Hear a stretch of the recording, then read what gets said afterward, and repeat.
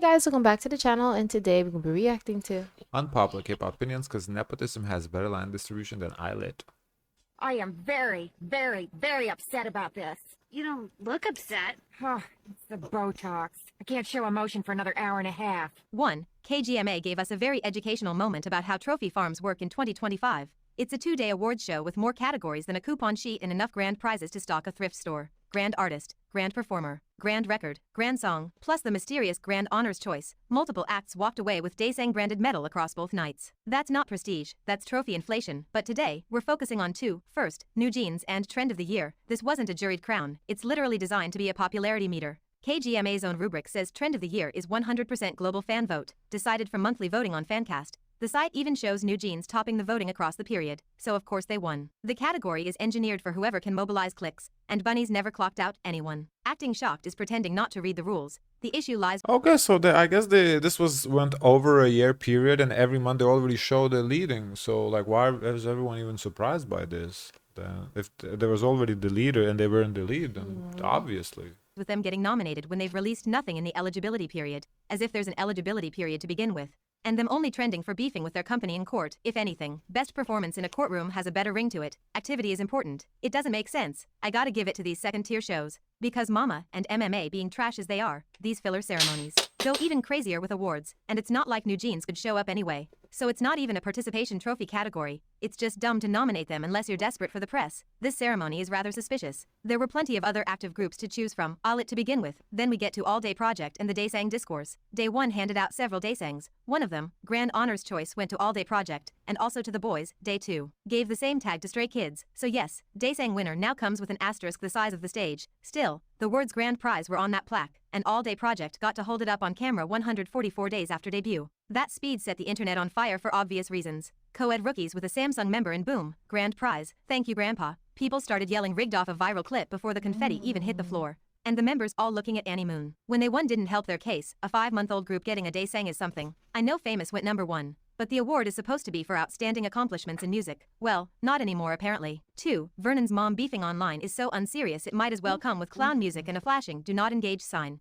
And yet here we are ankle deep in Facebook anti-drama that somehow turned into an international PR nightmare. Vernon's mom, who should have been out living her sex in the city but divorced in Idaho era, decided to log on. Drop her 2 cents about BTS versus 17 and corporate structure like she was pitching a TED Talk for LinkedIn aunties. I wonder why and then now. she had the audacity to wade into the most nuclear trench in K-pop discourse. Who paved the way? Let's break it down. On or around November 12th, screenshots of a Facebook post from an account widely believed to be Vernon's mother started making the rounds. In it, she served. I truly believe that it was, Vernon complaining about something to mom, and mom just vented because what her son said. That's what I think. Because I don't think it's just like random. She just decided to say that. I think it had to be like. To me, the timing would make sense if it was during that concert, T-Mobile, the purple stage, lavender stage. I don't know. Oh, in If it was Lollapalooza in Berlin. Lollapalooza. Yeah, okay. If it was during that time, it would make sense. I don't know. We don't have a timeline. I think this is recent. Just a couple like last week. Corporate cafeteria realness. BTS built hype. 17 helped bridge the revenue gap during enlistment, which factually speaking isn't even controversial. It's literally just how money works. You can find that same take copy-pasted in financial reports and investor decks, but the internet is not rational. The internet is a courtroom run by 12-year-olds with Wi-Fi and grudges, so instead of treating her like a salty mom who overshares online, the fandom went nuts. And then instead of backing off, Sis had to swerve straight into Pave the Way the War edition, discrediting BTS while dropping Big Bang and Psy in the replies like she was handing out landmines. Someone get her a PR handler and a cup of decaf. She reportedly edited those comments after the dragging started, but baby, the screen caps were already distributed across X and the hashtags sharpened their knives. Suddenly it wasn't Vernon's mom said a weird thing. It was 17's reputation is in danger because this woman can't keep her mouth shut on Mark Zuckerberg's playground. The part that gets me? People leapt over the post itself and dove headfirst into her entire internet history like unpaid investigators. Islamophobic reposts? Check. Trump-loving rants? Check. Ableist dog whistles? Screenshot. I don't really see what her background has to do with what she said though. Like what she is as a person has to be separated from that particular statement that she made. Repost. Ratio. So tasty? It could make Poseidon. It escalated from yikes, mom said too much to full-blown digital exorcism of Vernon's entire lineage. Dragging the man because of his mom's busied political views is insane behavior. But when have we ever expected maturity from a fandom that thinks Stan Luna was activism? And the cherry on top? She tried to clarify by giving the classic, "Why would I shade my son senior?" Like girl, the internet does not care about your intentions. Then she tweeted out some mess about "I'm not hating. I actually like BTS" and defended her Trump stan era like she was reclaiming her time at a congressional hearing. Sis, if you didn't want the heat, why double down with 37 tweets? And her timeline now? An absolute landfill of passive-aggressive tweets, condescending clapbacks, and zero remorse. So congrats on the engagement numbers, girl. You're officially more famous than Vernon this week. You should have known better, if you're even adjacent to an idol. You don't get to talk about fandom politics publicly, that's the rule. Either keep it cute and vague, or grab a burner and pretend you're a 19-year-old from Antarctica. Because the fandom will absolutely torch your kid just to get to you. The minute you enter Stan discourse as a relative, it's open season. And the there's fact that some Wi-Fi parents are connection in Antarctica, so Honey could have made it to the meeting. still trying to spin it like she's just misunderstood or fighting for her son is peak delusion. No, sis was out here typing like she was the 14th member of 17 and the CEO of Hyde PR herself. The BTS shade? That was not lost in translation. That was a woman sitting down at her keyboard and deciding in full chest voice to downplay the biggest act in K-pop history because her son's group wasn't getting enough flowers that day. What kind of insecure flop behavior? Why are you, a grown adult with access to a mortgage and medical insurance, debating whether BTS paved the way? Baby, the only thing you're paving is the road to Vernon's next scandal headline. Why are you even here? Who asked you? No, literally, who? Ain't nobody dragging your family until you logged on to argue with teenagers over YouTube views like it's your part-time job. You just had to say something, huh? And then doubled down, tripled down, wrote full essays like it was your college thesis on why my son deserved that Good Day LA spot more than Bangtan. It's embarrassing. The way she hunted down tweets she wasn't even tagged in? That's not defending your son. That's giving fan behavior with a side of personal vendetta. And let's talk about the real rot. Girl, the Islamophobic replies? The ableist jokes? The Trump defending, "that Muslim tweet doesn't bother me" madness? Now we've entered the territory where it's not just messy, it's morally bankrupt. One person posted saying, "A Muslim running New York City doesn't bother me, a felon running America does." And she replied saying, "Then you should be completely unbothered." Like, wow. I don't care if you're a carrot, a neutral, or a Vernon soloist. If you're defending this, you need to be placed in internet rehab immediately. Once hate speech enters the chat, the internet stops being a playground and starts being a courtroom. This ain't fan wars anymore. This is straight up get her account reported to oblivion territory. And the worst part? She kept going. She didn't back down. She thrived on the drama like a MAGA cultist at a Walmart checkout. And to be extra clear, I am not here to cancel Vernon. He's not responsible for the political opinions of the woman who packed his school lunches. But girl, this makes his life harder. Her behavior doesn't just make her look bad, it taints him by proximity. And she clearly does not give a single flying duck about that. If she cared about Vernon's reputation, she'd log off. But no, she's too busy quote tweeting stan accounts with 10 followers like she's on a revenge tour. And to the carrots defending her, seek help immediately. But she's his mom, okay? And that's not a pass for bigotry. She was just defending Vernon. Girl, Vernon did not ask to be dragged into a 30-tweet thread about who built Hybe's building. You are trying to protect a woman who willingly walked into Stan Twitter, dropped some microaggressions, made a fool of herself and started a fire she cannot put out. You don't look loyal, you look brainless. That woman needs a hobby, a publicist, and a 72-hour social media ban. Carrots need to stop caping for her like she's a main vocalist. And the internet? Well, we already know, once hate speech hits the fan, it's not a fandom feud. It's a witch hunt, and honestly, she lit the freaking pyre herself. Lastly, let's talk about this EXO's Kai and Sehun fiasco.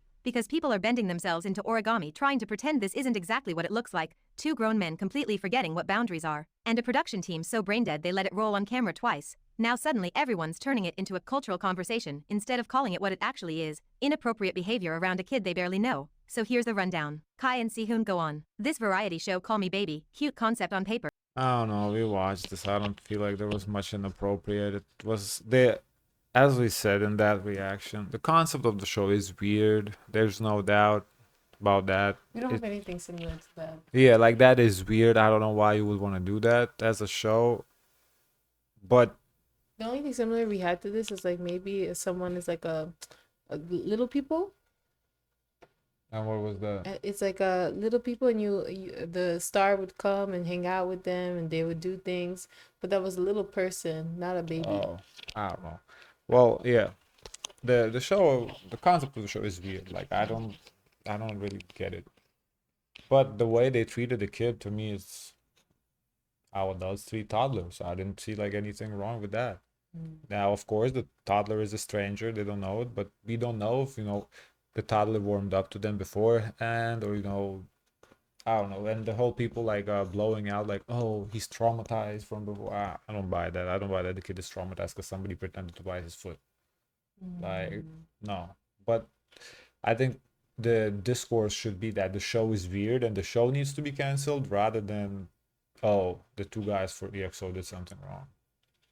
Except they immediately fumbled. Kai asks toddler Jean for a kiss. The kid kisses Kai and Sehun on the lips, and the clip goes viral. A bunch of viewers immediately say this is weird and this is disgusting, because it is. Then you have Sehun dropping that he's good at that line, which sounds awful in the edit, and the fact people are defending it is insane. Then a follow-up episode happens. Mion from G Idol reaches toward the kid's foot. He pull back. The staff casually explain that EXO tried to bite his foot as a joke earlier. Mion literally says out loud, so that's why he's traumatized, and tries to comfort the kid. And in another clip, Kai and Sehun are straight up sniffing this kid's feet multiple times while he's telling them to stop. I'm sorry. That's not cute uncle behavior, that's weird. And people calling it weird are not overreacting. They're breathing normally. Lip-to-lip contact with a child you just met is inappropriate, period. There's no culture on earth that makes that normal with strangers on a set surrounded by Save on new appliances at Best Buy.